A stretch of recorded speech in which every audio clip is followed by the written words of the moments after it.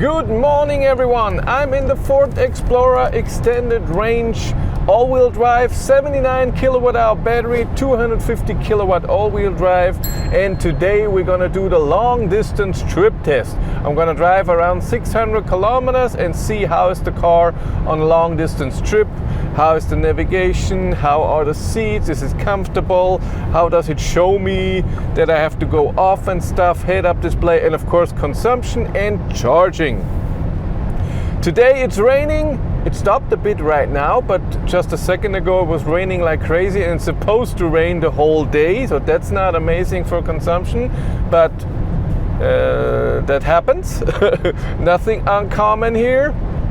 And I already navigated to the first charger. It's 257 kilometers to go. It tells me 2 hours 15 minutes and that I arrive with around 32%.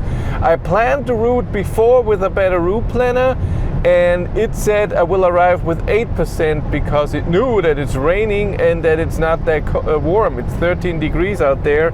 I have the heat on 21.5 degrees. And that I'm driving 140. Navigation doesn't know that yet. So this is the stuff that we have to see. After that, we're gonna drive a little detour and then to Ionity, Wernberg-Köblitz, and then back home. I'm glad I looked. Charging at Ionity is as fast as with other chargers because how the chargers are apart, and that means I can save the most money because Ionity is the cheapest for me. I only have a contract with Volkswagen to have Ionity for 39 cents per kilowatt hour. All the rest is 57 or something, so way more. So I try to save some money here.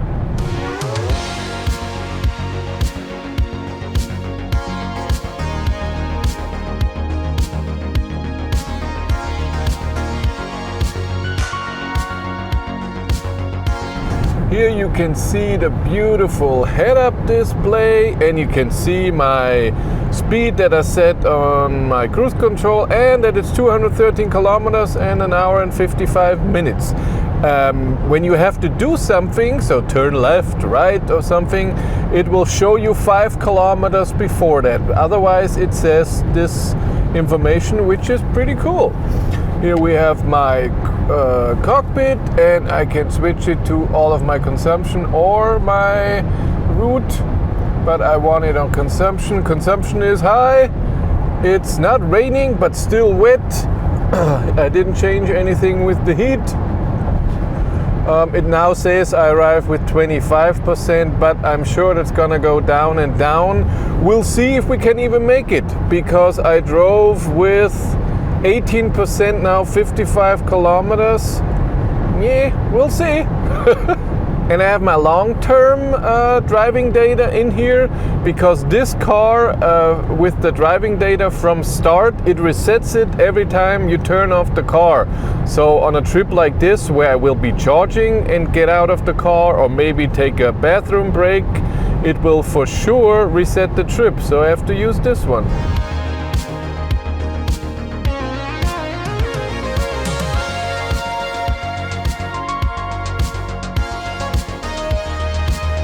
I arrived here at the first charger with 10%, already charging, where are we? Charging with 179, 180 kilowatt. That's the stuff. My driving data, 246 watt-hours per kilometer, average consumption, average speed is great. And yeah, but the time is going up, time is going up, and then average consumption goes down when the trip is on. And we'll see that the short time is already reset.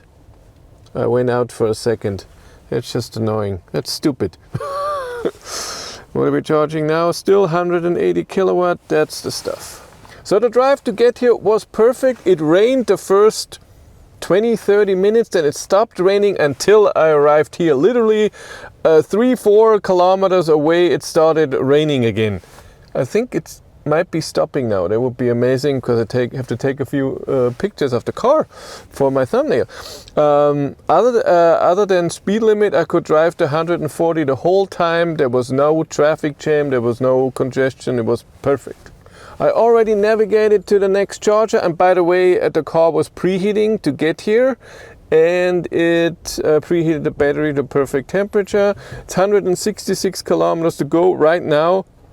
It wants me to charge here from 21 to 51%. It doesn't know that I'm charging right now. That's a bit sad, but it doesn't know where I will be charging to. But still, it could say charge here to this, and then you can reach here. So I need at least 206 kilometers of range. We'll see when this charger is gone and everything is fine. At home, a better route planner told me to charge to 73%. We'll see. I think it's only 62 or so.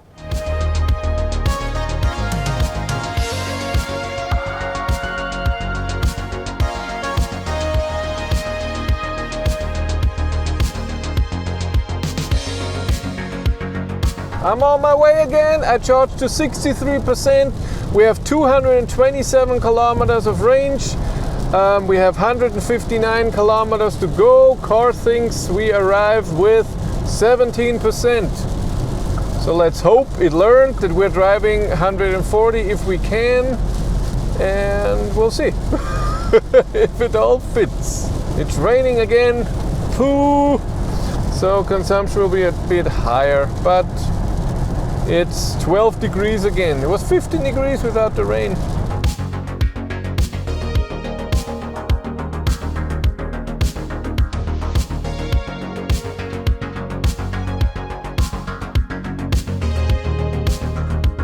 The rain has stopped, yay! I have 119 kilometers, soon I have to change highway in 6 kilometers. All good. I'm happy with the rain because it's annoying and also exhausting when you have to look where is everyone, what's going on. But we have 2-lane highway now. Boo! 3-lane is just so much easier, even though today we don't have any trucks. The car is performing nice, charging was nice. I could pee with the charging brake, so I don't have to stop. That's awesome. And yes, see you at the next charger.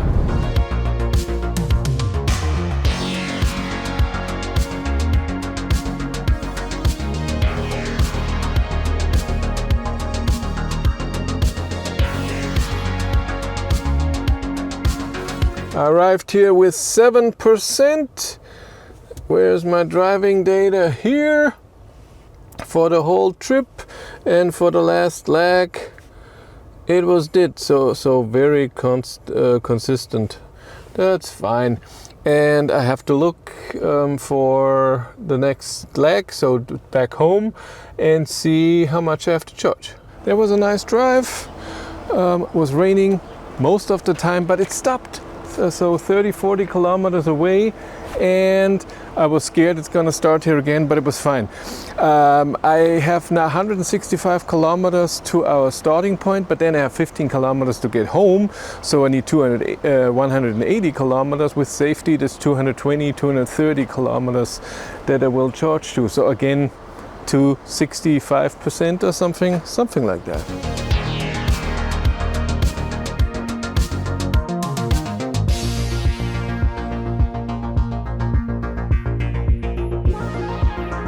I charged to 63% again, exactly, and it showed almost the same range. So it's all fine. I have enough range to get there and to get home. Everything is cool. Charging was good. It started raining exactly when I had to unplug. So it just a bit not strong, but all good. Already stopped now. It was just for a second, but all cool. How is the Ford Explorer extended range all-wheel drive on a highway on a long distance trip? Let's go through everything. Suspension is good. It's not the most comfortable, but it's fine. I find it's a bit more sporty than other MAB SUVs. I think so. but I also feel it that in a corner it's better. But on a long distance trip, that's not important. Noise level in here is fine. Sound system is okay for voice. I noticed I had to turn down the bass a lot and I have to turn it up to a very high volume to understand everything. But it's not loud in here. I think it's the sound system. Cruise control is great as always. Steering assist is perfect as always, except that again, I have this in so many different cars than Volkswagen where I touch it and how I touch it, it doesn't recognize my touch a lot, and I get the warning, please touch the steering wheel. So if I do this, if I steer a bit or press a bit harder, it recognizes me. And in Volkswagen cars, I think it's the material over the steering wheel and how the steering wheel is, it notices less pressure, but in here not. So a lot of times I have to press a bit harder and stuff, but it's okay. I can deal with it. Power is great, but I barely used it today. The length to the next charger and charging was pretty good. I have to say I arrived with, like I said, 7% again, even though the car thought I arrived with 17, but it was also raining in between like crazy, so I'm okay with that. And it didn't know that I will drive 140 again. Sad that it doesn't learn. Hey, you drove for 2 hours, 3 hours, 140, you will do it again. The seats are okay. I think they're a bit hard, but it's not a problem. What I noticed, you still have haptic feedback button on your steering wheel, but they give a different feedback than Volkswagen, and this here is 10,000 times better.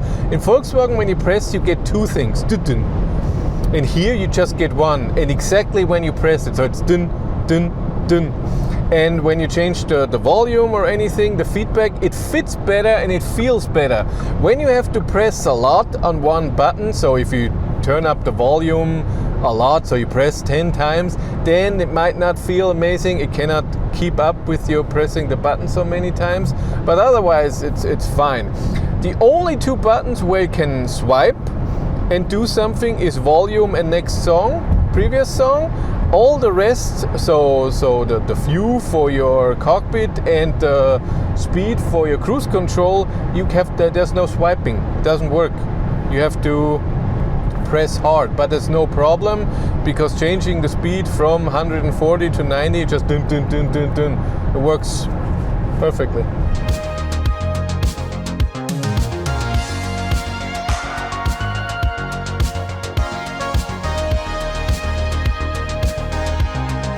I'm on the last stretch. I have 84 kilometers to go and 134 kilometers of range, so no problem.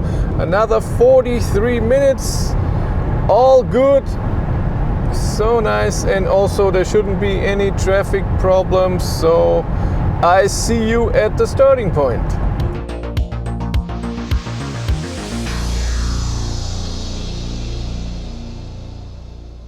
Do you want to charge for free? Of course you do. And how can you do that? With Encharge. Encharge is an app you install, and when you are at a charger like this, you rate the charger, you tell the charging provider if everything is fine, if something is not working, if it's unclean or something like this. And the charging provider is so happy about this information that Encharge is giving you kilometers and stars, and with this you can charge for free. Check the link in the description below and you get 20 kilometers to start with. I arrived with 9% at 12:32. This is my data. Let's analyze at home. Here we are at home. Average consumption was 251 watt-hours per kilometer, or for other people 25.1 kilowatt-hours per 100 kilometers. Not a great consumption, but SUV, all-wheel drive, and it was raining a lot. And I drove 140, not too much, a bit too fast, and 594 kilometer, what was the trip meter in the car showed, real kilometers 593. It took me 5 hours and 18 minutes, and I can take the real time really when I started to drive and when I arrived, because there was no real delay. There was a light where I had to wait 30 seconds or so twice, so a minute maybe, but I peed when I was charging, so no deduction or anything, and traffic was also great.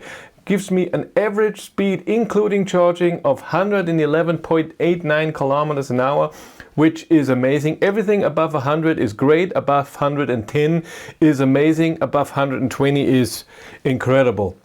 And we go to the charging sessions. I charged 10 to 63%, 17 minutes, 46 kilowatt hours. That's an average power of 162. Second charging session, 7 to 63%, took 20 minutes. So it took 3 minutes more for those 3%. I think there was something else. 48 kilowatt hours, so 3 minutes more for 2 kilowatt hours more. 144 kilowatt average power. That shows me something on a second charging session was not perfect. 37 minutes for 94 kilowatt hours. This is not my whole consumption for the whole drive. I started with around 95% and I arrived, what was it? 8%, something like this, and then drove home and then charged at home. This is not in here, but still I think the car, even though it's an SUV and all-wheel drive, it charges great, especially to when you only charge to 63%. If you have to charge to 80%, takes a bit longer, but still okay. And for the conditions that we're in and the consumption, the speed is still amazing. That was a good drive.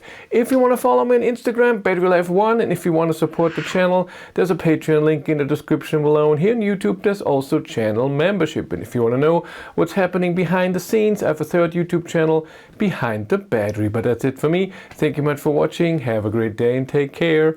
Bye.